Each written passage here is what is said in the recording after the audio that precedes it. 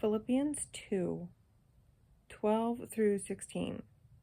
Therefore, my dear friends, as you have always obeyed, not only in my presence, but now much more in my absence, continue to work out your salvation with fear and trembling. For it is God who works in you to will and to act according to his good purpose. Do everything without complaining or arguing, so that you may become blameless and pure, children of God, without fault in a crooked and depraved generation, in which you shine like stars in the universe, as you hold out the word of life, in order that I may boast on the day of Christ that I did not run or labor for nothing. Always obey. Because he's always watching. He's everywhere, all the time. Continue to work out your salvation with fear and trembling. Not actually being afraid. It's about respect. It's about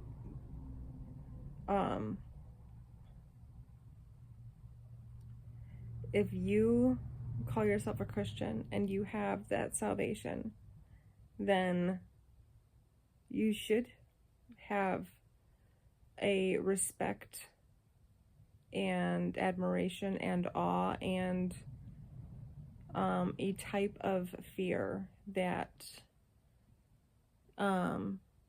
keeps you from wanting to go to hell. I mean, it is God who works in you to will and act according to his good purpose. It's the Holy Spirit that resides in you as a Christ follower that gives you the strength and the knowledge and the will and the want to keep going in your faith. Do everything without complaining or arguing, so that you may become blameless and pure, children of God, without fault. Stop whining.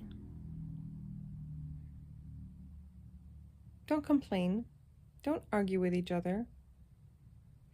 You should be the ones to hold each other up, to encourage each other, to keep each other accountable, to, hey, I have a struggle, brother, pray for me.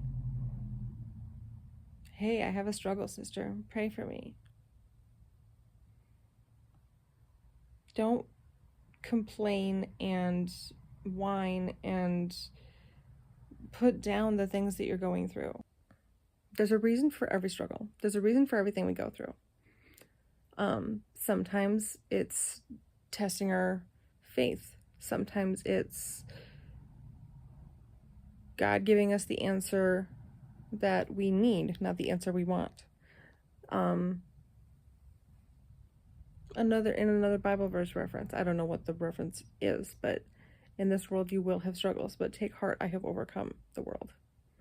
Because Jesus did. Jesus overcame it when he sacrificed his body, his physical human body, to torture and death on a cross. Because of his perfection and because of his sacrifice, he overcame the world. He overcame sin, because sin, and the world is sin, basically. Earth isn't sin. Earth is a planet, but the world is sin. It's a sinful place. And the more we fight against that, the more we're going to have issues. But is it worth it? Oh my gosh, yes. As you hold out the word of life, in order that I may boast on the day of Christ that I did not run or labor for nothing. You're not doing this for nothing.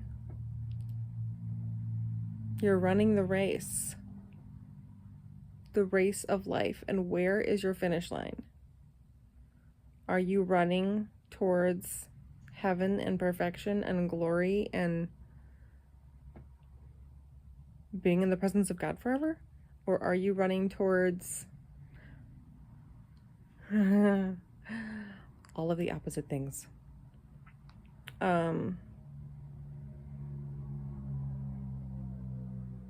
Yeah. Running the race is not for the faint of heart, but running the race is insanely important.